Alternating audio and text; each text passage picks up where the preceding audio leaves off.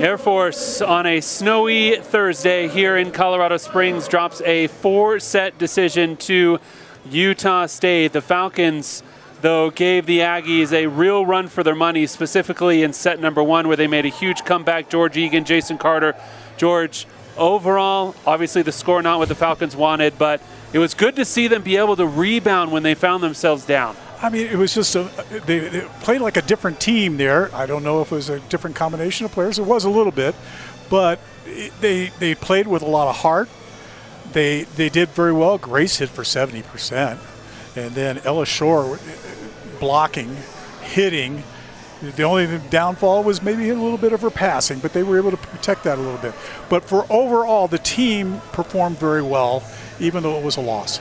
Take a look at the team comparisons throughout the course of the match.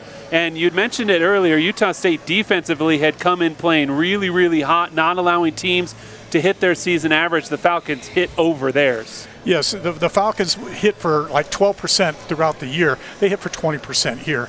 And the Aggies held their opponents in the last two to 14 and 15% in that area. They dug a little bit better. The Aggies had a better digging, but the blocks of the Falcons, that was tremendous. And the service aces, they kept their errors down to get a +4 on that one. Let's take a look at some of the highlights, and we'll talk about blocks and kills and all those sorts of things. Here is one by Ella on the outside. She had 3 blocks on the evening to go along with 5 digs, and then she had a team-high 15 kills as she hit 389 in the match, only 1 error this evening for Ella Shore. So a very nice all-around match for her. Of course, in the middle, you mentioned it, Grace, absolutely on fire. 692 hitting percentage.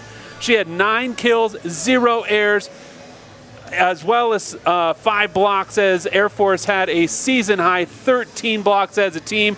And then Grace setting up Ella. You don't see that from a middle very often there on that kill as well. But ultimately, it was Utah State's night, and it was owned by Lauren Helgeson.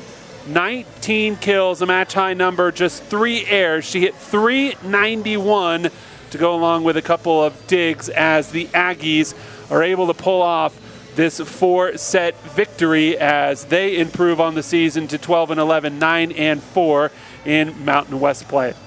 Falcons are back in action on Saturday. They will welcome in Nevada at 1 p.m.